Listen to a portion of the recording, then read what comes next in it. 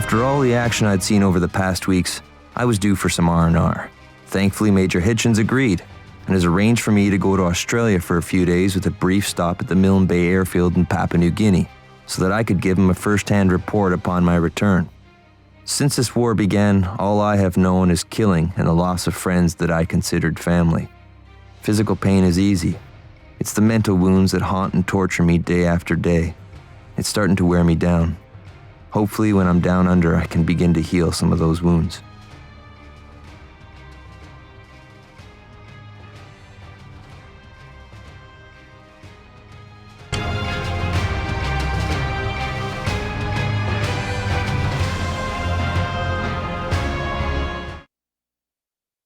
With Guadalcanal captured, the Allied drive through the Central Pacific continued, but not without resistance. New Guinea, the second largest island on Earth, was divided down the middle, with opposing armies on each side. The stakes were extremely high. If the Japanese captured the island, they would cut off the Americans from their Australian allies. But if the U.S. drove the Japanese out, they would extend their reach in the area and be in striking distance of the Japanese stronghold of Rabaul. The Japanese would be the first to strike, attacking Mill Bay.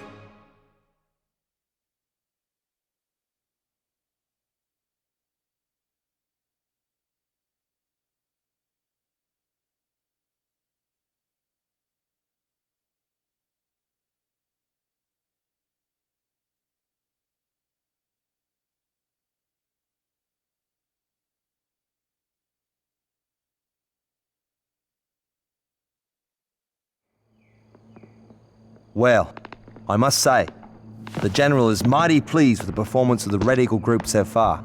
Your work here and these documents are definitely helping the offensive in the area. Lord knows what would happen if these got into the wrong hands. What I need you to do... Zeros! The orders have changed, son. If the enemy is on this island, that means we need to expedite our plans. Take these papers and get off the island at once. I'll radio for a boat to pick you up at the extraction point on South Beach. Needless to say, if you die, make sure these papers are destroyed with you. That is all.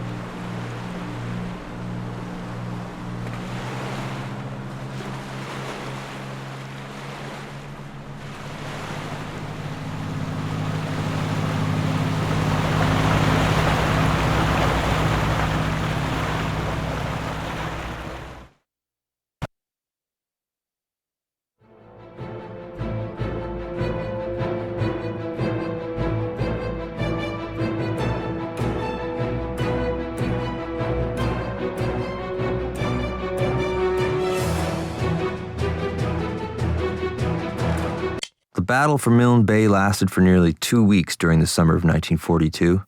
Despite overwhelming odds, the Allies fought valiantly and successfully defended the bay against nearly 2,500 Japanese troops. This was the first battle of the Pacific Campaign in which Allied forces not only defeated the Japanese, but forced them to abandon their assault on the island. To my surprise, the vast majority of the Allied soldiers fighting on the island were Australians. I had heard of their inherent fortitude, and without it, I am convinced that Milne Bay would have been lost.